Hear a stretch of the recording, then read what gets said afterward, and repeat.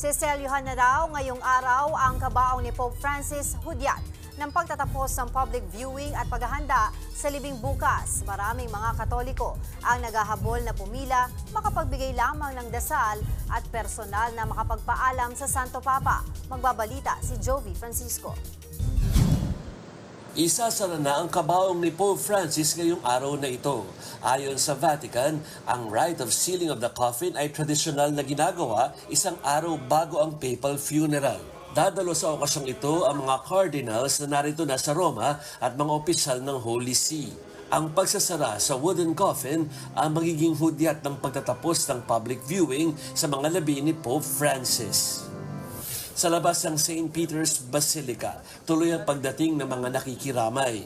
Hindi sila umalis sa pila kahit umulan at naging matindi rin ang sikat ng araw nitong Huwebes. Ayon sa Vatican, umabot na sa halos 100,000 ang pumila para makita ang mga labi ng Santo Papa mula ng simula ng visitation. Bilang na madaragdagan pa dahil magdamag ng bukas ang Basilica. Nakakadurog na puso. Kasi sa tagal ko na dito, tapos hindi ko siya nakita. First time ko siya nakita ngayon. Kaya meron kalungkutan. For the past almost 20 years, naging siya yung parang pinaka-visionary guide ng nating mga Catholics. So, nakakaiyak. Parang there's a peace within na nawala. Nakakalungkot din talaga, no? Dahil alam natin kung gaano siya kagaling sa mga tao, kung gaano siya ka-peacemaker siya, tapos lahat talaga tinutulungan niya. Dama na rin sa paligid ng St. Peter's Square ang mga paghahanda para sa funeral rites sa Sabado. Kapansin-pansin ang police visibility sa paligid.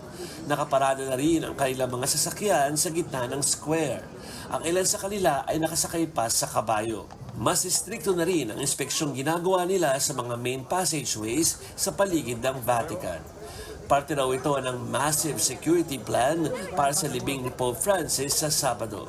Maliban kasi sa dami ng tao na pupunta dito, imbitado rin ang ilang world leaders.